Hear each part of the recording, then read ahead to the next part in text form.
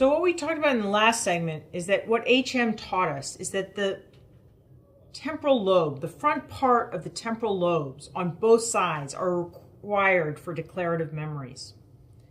Let's look in at what are the structures in the front of the temporal lobe. And the required structure for memory formation is a structure called the hippocampus, and it sits about here.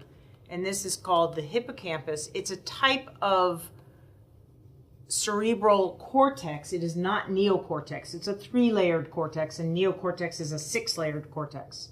So the hippocampus is an old type of cerebral cortex.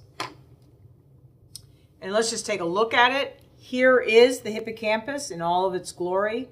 This is a, actually, let's go back. We're going to look at a section through here, and what you see is just the front bit of the temporal lobe, and right here, this bit is the hippocampus.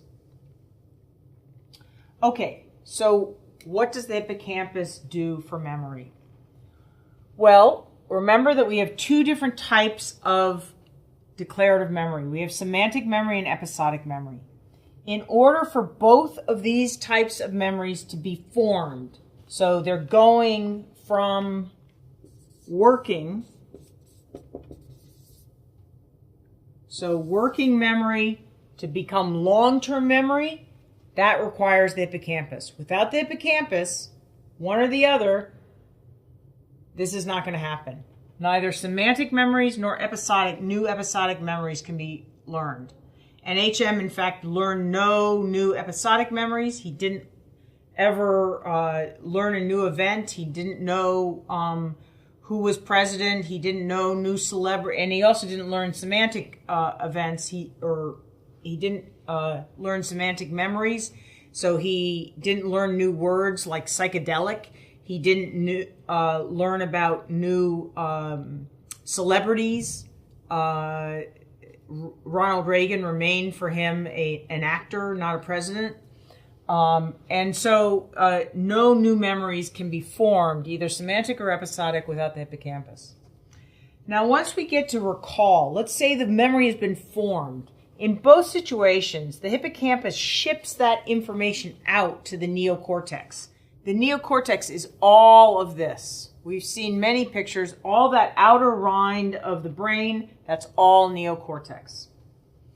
Okay, so the memories get shipped out to the neocortex. In the case of semantic memory, that's where it stays. It never has to go back to the hippocampus. It is stored in the neocortex, and that's all it takes. So, if you lose your hippocampus, you do not lose your old semantic memories. And this is really well illustrated by the account of Jill Bolte Taylor.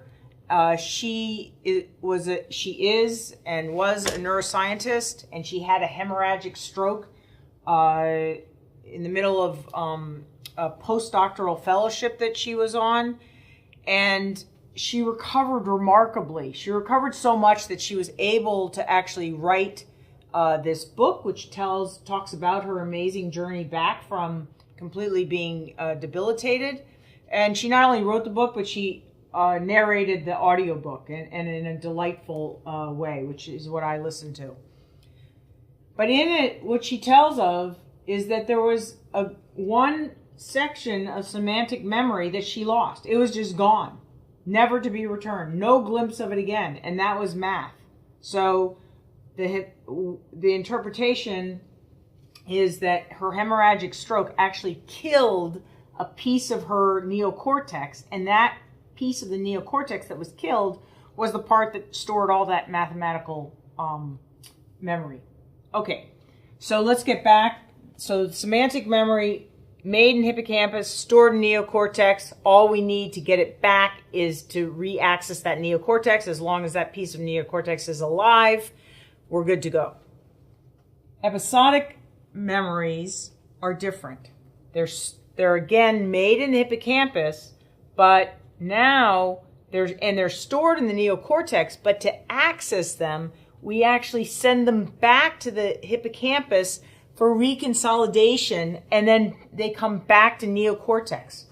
Well, so you might wonder, is the memory, if this memory gets shipped out to neocortex, and then this memory gets shipped back to hippocampus, does it come back to neocortex in exactly the same form? And I think Ulrich Neisser's experiments tell us that the answer is no. Every time it goes through this loop, the memory can be changed.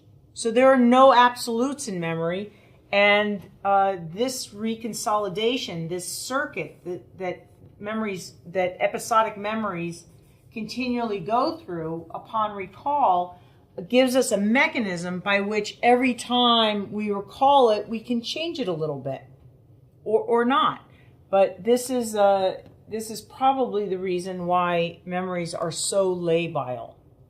Okay, in the next segment, we're going to look at what does a loss of memory mean? What is an amnesic patient?